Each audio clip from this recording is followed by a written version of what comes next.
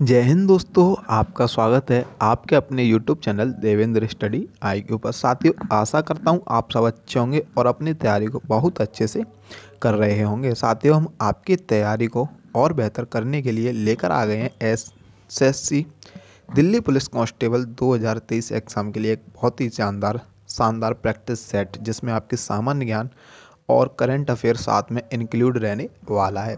साथियों, एग्ज़ाम बहुत नज़दीक आ रहा है, इसी के लिए हम एग्ज़ाम के रिलेवेंट ये हमारा प्रैक्टिस सेट रहने वाला है। तो देख लेते हैं हम पहला प्रश्न है करंट अफेयर से। किस केंद्रीय मंत्री ने 29 अगस्त 2023 को एनसीईआरटी और यूनेस्को द्वारा विकसित comic book let's move forward का शुभारंभ किया है? किस केंद्रीय मंत्री ने एनसीईआरटी यूनेस्को द्वारा comic book let's end move forward का शुभारंभ किया है? तो साथियों, इसका सही आंसर हो जाएगा आपका option number B, Dharmendra Pradhan ने किया। किसने किया? धर्मेंद्र ने प्रधान ने किया। तो ये कौन है? आपके अभी वर्तमान में केंद्रीय शिक्षा मंत्री हैं। ठीक है, देखिए साथियों, अगला क्वेश्चन देख लेते हैं। क्वेश्चन नंबर 2 है साथियों, निम्नलिखित में से किस केंद्रीय मंत्री ने 29 अगस्त 2023 को विश्व के पहले BS6 stage second electrified flex fuel vehicle का प्रोटोटाइप लॉन्च किया है? तो निम्नलिखित में से किसने अभी हाल ही में किया है तो BS6 के लिए? तो ये साथियों किसने किया है? इसका सही आंसर हो जाएगा आपका ऑप्शन सी, नितिन गडकरी ने किया है। किसने किया? नितिन गडकरी ने इसका शुभारंभ किया है। ठीक है, बढ़ते हैं साथियों अगले क्वेश्चन की तरफ। तो अगला क्वेश्चन है क्वेश्चन नंबर 3, राष्ट्रीय खेल दिवस अगस्त 2023 में किस तिथि को मनाया गया? अभी हाल ही में राष्ट्रीय खेल दिवस मनाया गया है, तो वो किस तिथि को मनाया जाता है? आपका इसका सही आंसर हो जाएगा आपका ऑप्शन डी, 29 अगस्त को हमारा राष्ट्रीय खेल दिवस मनाया जाता है। देखिए साथियों, अगर आपको हमारा वीडियो अच्छा लग रहा हो तो आप हमारे चैनल को सब्सक्राइब और वीडियो को लाइक ज़रूर कर सकते हैं, क्योंकि मैंने आपके लिए इसमें इम्पोर्टेंट और सेलेक्टेड ही क्वेश्चनों को रखा है। देखिए क्वेश्चन नंबर 4 है, राष्ट्रपति द्रौपदी मुर्मू ने 28 अगस्त 2023 को किस राज्य के पूर्व मुख्यमंत्री NT रामा राव की स्मृति में एक स्मारक सिक्का जारी किया है? NT रामा राव की स्मृति में एक सिक्का जारी किया है। तो देख लेते हैं इसका सही आंसर। तो इसका सही आंसर हो जाएगा आपका option number D, Andhra Pradesh के। NT रामा राव कहाँ के मुख्यमंत्री थे? आपके आंध्र प्रदेश के मुख्यमंत्री थे। देखिए अगला क्वेश्चन नंबर 5 है, मुख्यमंत्री कन्या सुमंगला योजना की धनराशि 15,000 से बढ़ाकर कितनी कर दी गई है? अभी हाल ही में मुख्यमंत्री कन्या सुमंगला योजना की जो धनराशि थी उसको 15,000 से बढ़ाकर कितना कर दिया है? तो इसका सही आंसर हो जाएगा ऑप्शन नंबर सी, 25,000 रुपये कर दिया, उसमें 10,000 रुपये और बढ़ा दिए गए हैं। देखिए साथियों, अब अगला क्वेश्चन है क्वेश्चन नंबर 6। हमारा क्वेश्चन नंबर 6 वह वर्ष 2023 के रेमन मैग्सेसे पुरस्कार से किसे सम्मानित किया गया है? वर्ष 2023 के रेमन मैग्सेसे पुरस्कार से किसे सम्मानित किया गया है? तो साथियों, किसे सम्मानित किया गया रेमन मैग्सेसे अवार्ड से? तो इसका सही आंसर हो जाएगा आपका ऑप्शन डी, ये सभी। तो इन सभी को कोरवी रच्चंद, यूजेनियो लेमोस, मरियम करोनल फेरर और डॉक्टर रवि कन्नन इन सभी को आपका 2023 के रेमन मैग्सेसे पुरस्कार से सम्मानित किया गया है। क्वेश्चन नंबर 7 है साथियों, Mazagon dock shipbuilders limited द्वारा निर्मित युद्धपोत महेंद्रगिरी 1 सितंबर 2023 को किस स्थान पर लॉन्च किया गया? तो Mazagon dock shipbuilders limited द्वारा महेंद्रगिरी युद्धपोत को कहाँ से लॉन्च किया गया है? तो इसका सही आंसर हो जाएगा आपका ऑप्शन नंबर बी, कहाँ से लॉन्च किया गया है? तो मुंबई से इसे लॉन्च किया गया है। और साथियों, बात कर लें इसे किसने लॉन्च किया है, तो इसको हमारे उपराष्ट्रपति जगदीप धनखड़ की पत्नी सुदेश धनखड़ ने उद्घाटन किया है। लॉन्च तो कंपनी के द्वारा, उद्घाटन किसने किया है? जगदीप धनखड़ की पत्नी सुदेश धनखड़ ने। क्वेश्चन नंबर 8 है साथियों, क्वेश्चन नंबर 8 देख लेते हैं। क्वेश्चन नंबर 8 है, निम्नलिखित में से किसने 1 सितंबर 2023 को रेलवे बोर्ड के अध्यक्ष एवं मुख्य कार्यकारी सदस्य अधिकारी के रूप में पदभार संभाला। साथियों, आपको ये क्वेश्चन इंपॉर्टेंट रह सकता है क्योंकि ये हमारी, इसका सही आंसर है जया वर्मा सिन्हा, क्योंकि हमारी भारत की पहली अध्यक्ष और सीईओ बनने वाली पहली महिला बनी है किसकी, रेलवे बोर्ड की। तो ये आपकी किसी भी शिफ्ट में ये क्वेश्चन देखने को मिल सकता है। क्वेश्चन नंबर 9 है, मिस अर्थ इंडिया 2023 का खिताब किसने जीता है। मिस अर्थ इंडिया 2023 का खिताब किसने जीता है, तो इसका सही आंसर हो जाएगा आपका option number B, Priyan Sen ने जीता है। किसने जीता है, प्रियान सेन ने इसका खिताब जीता है। बढ़ते हैं क्वेश्चन नंबर 10 की तरफ। साथियों, क्वेश्चन नंबर 10 है, निम्नलिखित में से किस हॉकी टीम ने 2 सितंबर 2023 को पहला पुरुष हॉकी 5 एशिया कप जीता है। तो इनमें से कौन सी टीम है जिसने अभी हाल ही में पुरुष हॉकी 5 एशिया कप जीता है, तो इसका सही आंसर हो जाएगा हमारा देश प्यारा भारत। हमारे प्यारे देश भारत ने भी हाल ही में पुरुष हॉकी एशिया 5 जीता है। क्वेश्चन नंबर 11 है, दिलवाड़ा के जैन मंदिरों का निर्माण किसने करवाया था। दिलवाड़ा के जैन मंदिरों का निर्माण किसने करवाया था, तो इसका सही आंसर हो जाएगा आपका चालुक्यों या सोलंकियों ने इसका निर्माण करवाया था। ठीक है, देख लेते हैं क्वेश्चन नंबर 12। क्वेश्चन नंबर 12 है साथियों, महावीर स्वामी का जन्म कहाँ हुआ था। महावीर स्वामी का जन्म कहाँ हुआ था, तो इसका सही आंसर हो जाएगा आपका कुंडग्राम में हुआ था। कहाँ हुआ था, कुंडग्राम में महावीर स्वामी का जन्म हुआ था। देख लेते हैं क्वेश्चन नंबर 13। क्वेश्चन नंबर 13 है कि बुद्ध के जीवन की 4 महत्वपूर्ण घटनाएं और उनके संबंध में स्थानों का निम्नलिखित नीचे उल्लेख है। तो यह 2 सूचियां फर्स्ट और सेकंड में अंकित है, तो आपको बताना है। तो सूची 1 और सूची सेकंड। तो साथियों, जन्म कहाँ हुआ था, तो जन्म हुआ था गौतम बुद्ध का जन्म हुआ था आपका लुम्बिनी में। कहाँ हुआ था, लुम्बिनी में। ज्ञान प्राप्ति कहाँ हुई थी साथियों, बोध गया में। प्रवचन कहाँ दिया था इन्होंने, पहला प्रवचन दिया था सारनाथ में। और निधन कहाँ हुआ था इनका, निधन हुआ था आपका कुशीनगर में। तो साथियों क्या हो जाएगा, ए का तो तीसरा, तो किस ऑप्शन में, आपका ऑप्शन नंबर सी, जैसे ऑप्शन नंबर सी इसका सही आंसर हो जाएगा। क्या, ऑप्शन नंबर सी इसका सही उत्तर हो जाएगा, क्योंकि पहले का तीसरा, दूसरे का दूसरा और तीसरे का पहला और चौथे का चौथा। ठीक है, आप बढ़ते हैं क्वेश्चन नंबर 14 की तरफ।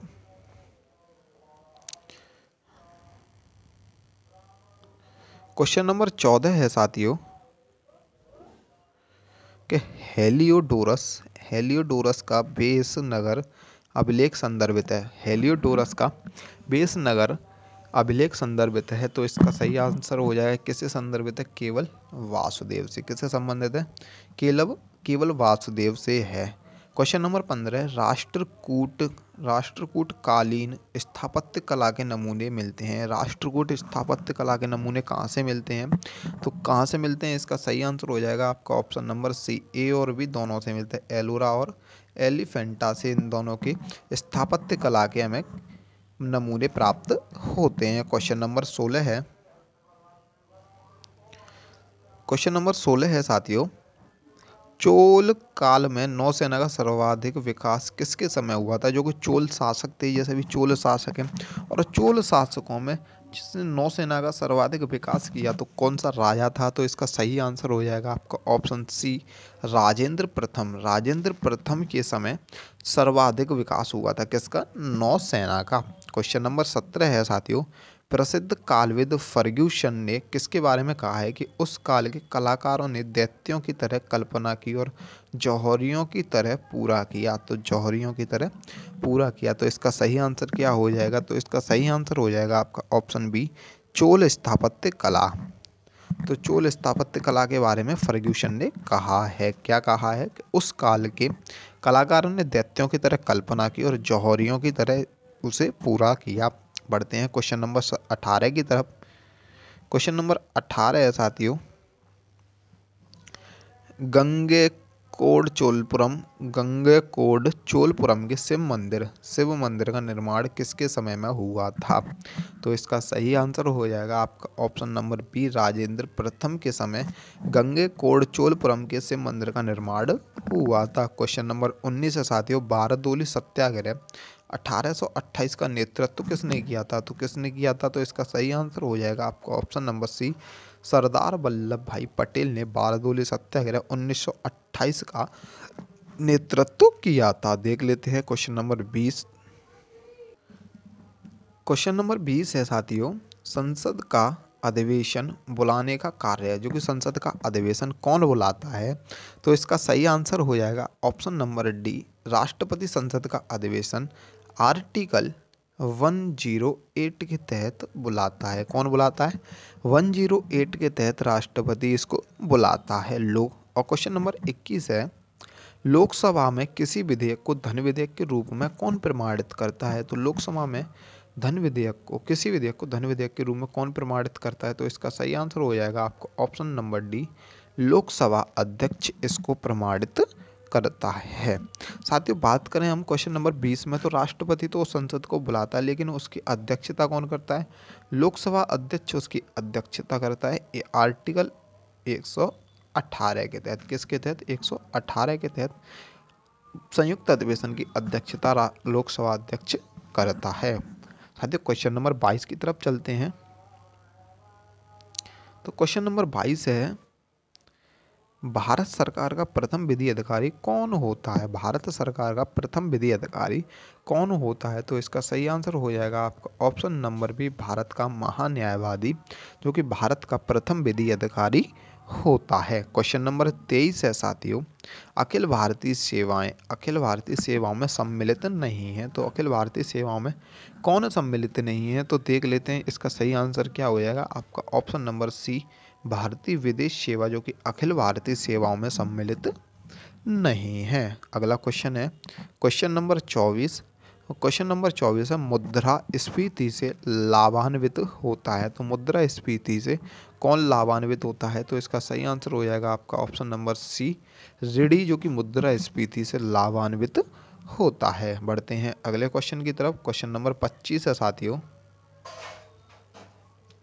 हमें अभी इसमें मिलान करना है। तो ये हमारी पवनें हैं, हवाएं हैं और देश से संबंधित हैं। तो कौन से देश में किस प्रकार की हवाएं चलती हैं? तो इसका देख लेते हैं।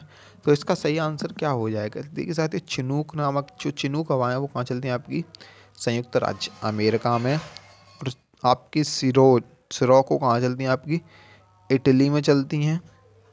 ब्रिक फील्ड आपकी चलती हैं ऑस्ट्रेलिया में।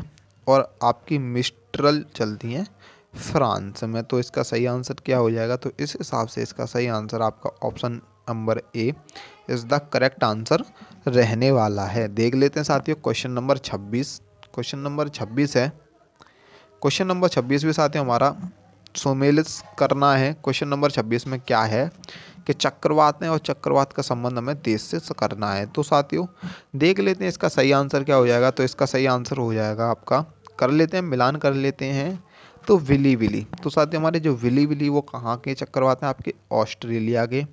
हरिकेन साथियों आपके यूएसए से संबंधित है। टाइफून साथियों आपके चीन से संबंधित है। तो बोग्या फिलीपींस से हो जाएगा। तो इसका सही आंसर क्या हो जाएगा? तो इसका सही आंसर हो जाएगा क्या हो जाएगा आपका? 2 के बाद 1 के बाद 4 के बाद 3, 2 1 4 3। तो ऑप्शन नंबर सी में दिया हुआ है 2 1 4 3 इसका सही आंसर हो जाएगा।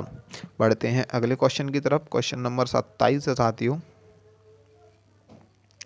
क्वेश्चन नंबर 27 की तरफ चलते हैं। तो क्वेश्चन नंबर 27 है, रुपया नामक नया सिक्का पहली बार किसने जारी किया था? रुपया नामक सिक्का सबसे पहले किसने जारी किया था नया? तो इसका सही आंसर हो जाएगा आपका option number C, Sher Shah Suri ने इसको नया सिक्का नाम का जारी किया था। साथियों क्वेश्चन नंबर 28 है, पंडित भीमसेन जोशी के क्रियाकलाप किस क्षेत्र में रहा था? तो इनका क्रियाकलाप किस क्षेत्र में था? तो इसका सही आंसर हो जाएगा आपका ऑप्शन नंबर बी, शास्त्रीय संगीत। गायन से संबंधित कौन? पंडित भीमसेन जोशी। क्वेश्चन नंबर 29 है साथियों, संसार की छत किसे कहते हैं? संसार की छत किसे कहते हैं? तो इसका सही आंसर हो जाएगा आपका ऑप्शन नंबर सी, पामीर के पठार। जो कि पामीर नोट है, उसे पामीर के पठार को ही हम क्या कहते हैं? संसार की छत कहते हैं। देख लेते हैं क्वेश्चन नंबर 30। क्वेश्चन नंबर 30 है साथियों, पुष्कर मेला कहाँ लगाया जाता है? पुष्कर मेला कहाँ लगाया जाता है? तो साथियों पुष्कर मेले का आयोजन हमारे कहाँ होता है? राजस्थान में होता है। लेकिन पूछिए एक जगह है, तो राजस्थान के कहाँ मनाया जाता है? तो ये राजस्थान के अजमेर में आयोजित होता है। कौन सा मेला? पुष्कर मेला। क्वेश्चन नंबर 31 है साथियों, पंडित राज जगन्नाथ निम्नलिखित में से कौन से पादशाह या बादशाह के राज कवि थे? तो इसका सही आंसर हो जाएगा आपका option number C, Shah Jahan. Shah Jahan के ये एक राज कवि थे। कौन थे? पंडित राज जगन्नाथ। साथियों क्वेश्चन नंबर 32 की तरफ बढ़ते हैं।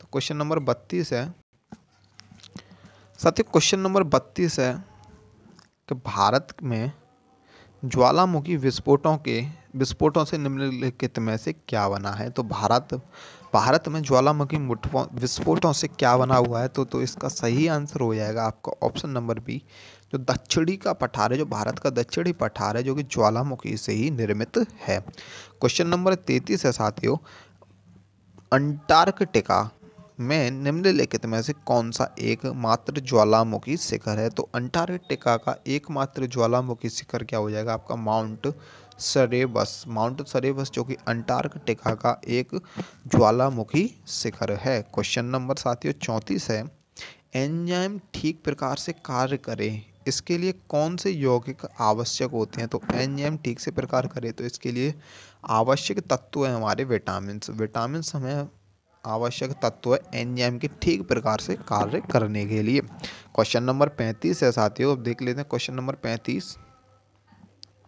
क्वेश्चन नंबर 35 है साथियों, वर्ल्ड वाइड वेब का आविष्कार किसने किया था? वर्ल्ड वाइड वेब का आविष्कार टिम बर्नर्स ली ने किया था। टिम बर्नर्स ली ने किया था। क्वेश्चन नंबर 36 है, गॉस किसका मात्रक है? गॉस किसका मात्रक है? तो गॉस किसका मात्रक है साथियों? आपके चुंबकीय प्रेरण का मात्रक है। किसका है? चुंबकीय प्रेरण। तो क्वेश्चन नंबर 37 है साथियों, दाहिने हाथ का नियम किसने दिया था?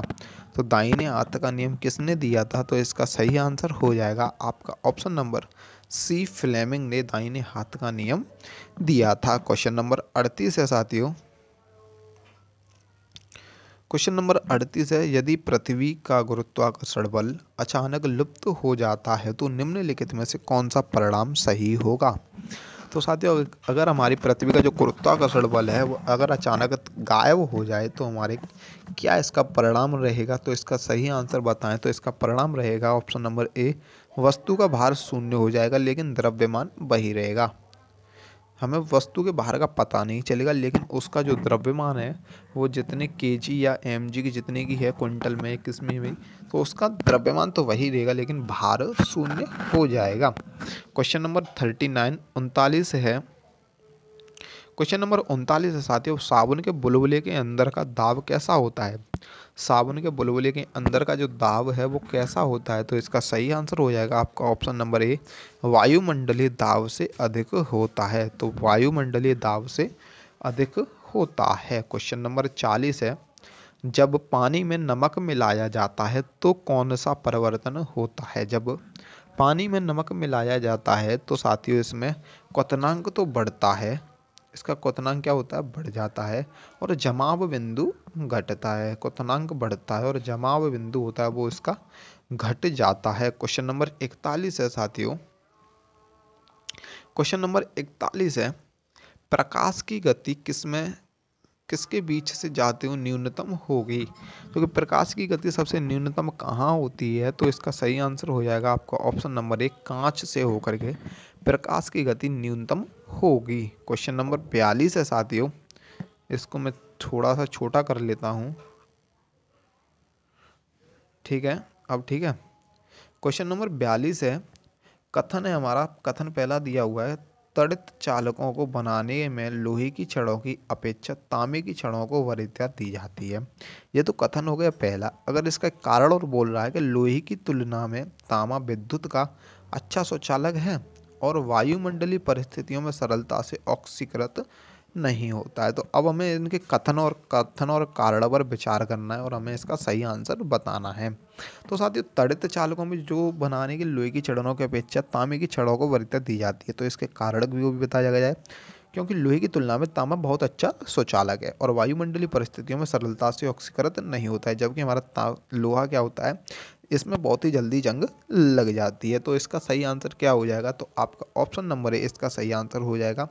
ए तथा आर दोनों सही हैं और ए की आर सही व्याख्या करता है। तो इसका मतलब है कि लोहे की छड़ों की अपेक्षा इसीलिए वरीयता दी जाती है क्योंकि यहाँ पर ऑक्सीकृत हो जाता है हमारा लोहा, जल्द ही जंग लग जाती है, जबकि हमारे तांबे पर नहीं लगती है। क्वेश्चन नंबर 43 है साथियों,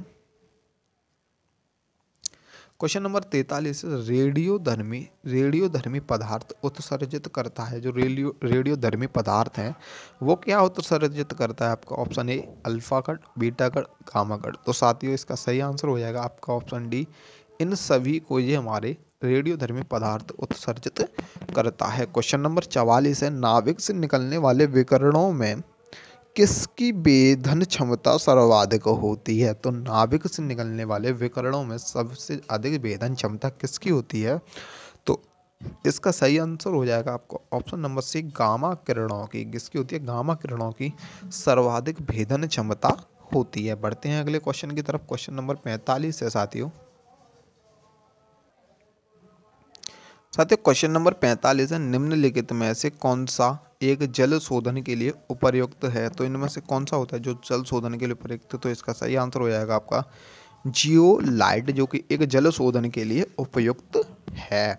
क्वेश्चन नंबर 46 है, निम्न में से कौन सी धातु विद्युत की सबसे अच्छी सुचालक है। तो इसका सही आंसर हो जाएगा आपका ऑप्शन नंबर बी, चांदी, जो कि धातु है एक सबसे अच्छी सुचालक है। किसकी, विद्युत की, करंट की सबसे अच्छी सुचालक हो जाएगी। क्वेश्चन नंबर 47 है साथियों, फोटोग्राफी में उपयोगी तत्व है। तो फोटोग्राफी में कौन सा उपयोगी तत्व है, तो इसका सही आंसर हो जाएगा आपका option number B, silver bromide photography में उपयोगी तत्व है, यौगिक एक तत्व। क्वेश्चन नंबर 48 की तरफ चलें साथियों। क्वेश्चन नंबर 48 है, निम्नलिखित में से कौन सी धातु सर्वाधिक भारी है। तो इनमें से सर्वाधिक भारी धातु कौन सी है, तो इसका सही आंसर हो जाएगा आपका ऑप्शन नंबर सी, सोना, जो कि एक सर्वाधिक धातु है। पुष्पों, क्वेश्चन नंबर 49 बोले तो 39, पुष्पों का अध्ययन क्या कहलाता है। तो पुष्पों के अध्ययन को क्या कहते हैं, तो इसका सही आंसर हो जाएगा आपका ऑप्शन डी, एंथ्रोलॉजी